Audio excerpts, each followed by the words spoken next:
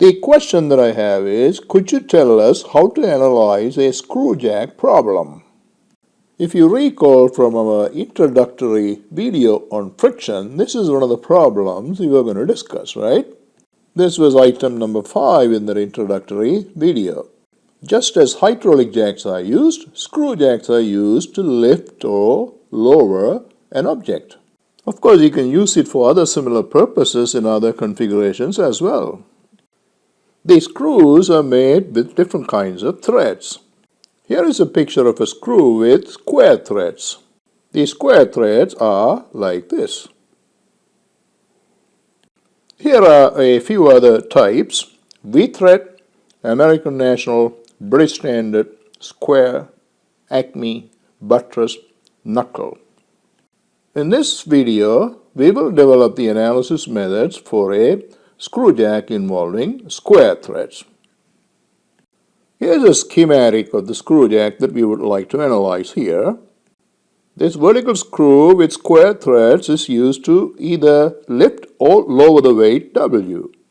To facilitate this operation, a torque T is applied like shown in this picture. The screw is making a contact with the frame along a contact surface like shown right there. Here's an exaggerated version of the screw showing just 2 threads. The vertical distance between points 1 and 2 is what is called the lead. We'll denote that as little l. We can see that the radius of various points on the contact surface vary from here to here, right? Let's take the mean radius as little r. We need a simple model to analyze this problem, and this is the model that is normally used to analyze this problem.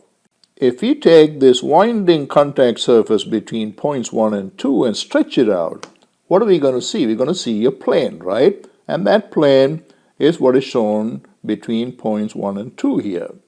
Because this is a square thread, this plane right here is perpendicular to the whiteboard here, right? The rise between points 1 and 2 is little l, the lead, right? This horizontal distance is 2 pi r. So on this basis, we can evaluate a value for this angle. Alpha will be tan inverse of L divided by 2 pi r, right? The plane between 1 and 2 is the contact surface, and that contact surface is supporting a weight W. We're going to represent the applied torque T here as a force equal in magnitude to T over R. Force times R equals T, and therefore force equals T over R. So basically we are modeling the shaft as a block sitting on the surface, right? What happens at the bottom of the block depends on the specific operation. In other words, are we lowering the weight, lifting the weight? Is the screw just winding down on its own, etc.? So we are going to consider 4 different situations here. In a broader sense, there are 2 things that could happen. The impending motion of the screw with respect to the frame could be vertically up. That means we are lifting the weight. Or the impending motion of the screw could be vertically down. So first, let's talk a little bit about what is self-locking. Supposing, say, the weight W is sitting on the screw, but there's no torque. If the screw locks itself without winding down by itself, it's called self-locking. Basically, the frictional force in the contact surface is bigger than the force that could potentially wind down the screw in the vertically downward direction. Now that hopefully we understand a little bit about self-locking, there are 3 distinct events that is associated with self-locking. So altogether, there are 4 possibilities here. So let's go through one at a time in a broader sense and try to understand this first. Firstly, you apply a torque T in order to move the weight vertically up. Alright, so this is the corresponding free body diagram for that. So we'll come back and talk about this in more detail in a second. Second, we have a self-locking situation, but we want to move the weight vertically down. So we need to apply a torque in the opposite direction in order to achieve this. So that's what this second diagram is all about. Second, we simply have a self-locking situation. The weight is simply sitting on the contact surface. Third, we have a situation which is not self-locking. So if you don't apply a torque in order to hold the screw jack is going to be winding down on its own. So in this third situation, we are applying a torque equals T star simply to hold the screw from winding down. Now let's come back over here and focus on the first free body diagram. We want to find the minimum torque that is needed to lift the weight W.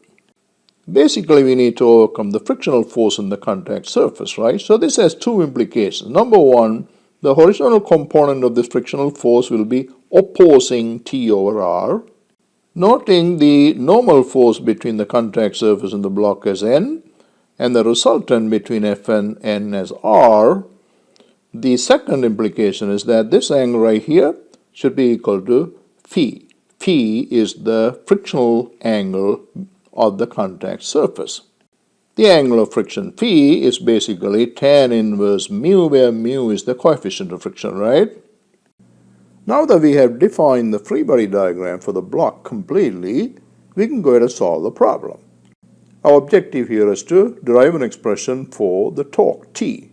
In general, by examining the problem, we would say there are three unknowns here, T, F, and N, and therefore we need three equations. Two of those would be the equilibrium equation, force equilibrium equation written for the block in the x and y directions respectively, and the third one will be the friction equation, right? But when we mark the resultant R between N and F at an angle phi like we have done here, we have already made use of the friction equation.